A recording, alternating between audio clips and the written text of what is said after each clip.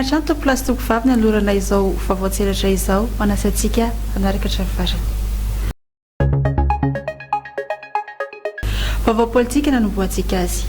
Niatrika amin'ny filan-kevitry ministra voalohany teny any Lapa-Panjakana Iavolomaly ireo mpikambana gouvernemanta vaovao izay notarihana Andriamatoa filoham-pirenena Andry Rajoelina ary natrihan'ny Premier Ministra Tsay Christian.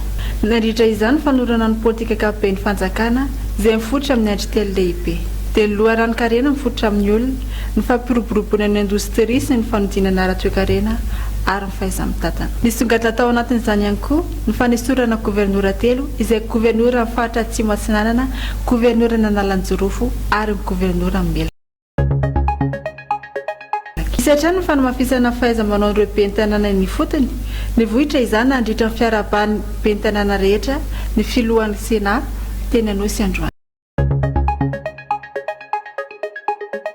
Isan'ny vaovao songadina androany koa ny fitsarana mbola ratsaona. Tsy aivina fa teny amin'ny fonjany Imerintsatotsika izy manefa ny saziny ary tokony hivoaka amin'ny fonjy izy ny volana Febroary vavizao. Ny vaovao ara-tsosialy kosa ny anoizantsika azy. Mbola mitobaka amin'ny fahaketo andrenivohitra na dia misy izy mibaiko avy amin'ny filoham-pirenena ny tokony androfana izany. Trangam-piarahamonina no amarana antsika azy. Voasambotra ilay ilana an'olana sy namonjy zazavavy iray 14 taona izay hita faty efa tapadoha teny Faravohitra ny talata 12 Janoary 2024. Mbola nahitana antsody gasy teny aminy ary nilaza ety farany fampimasino.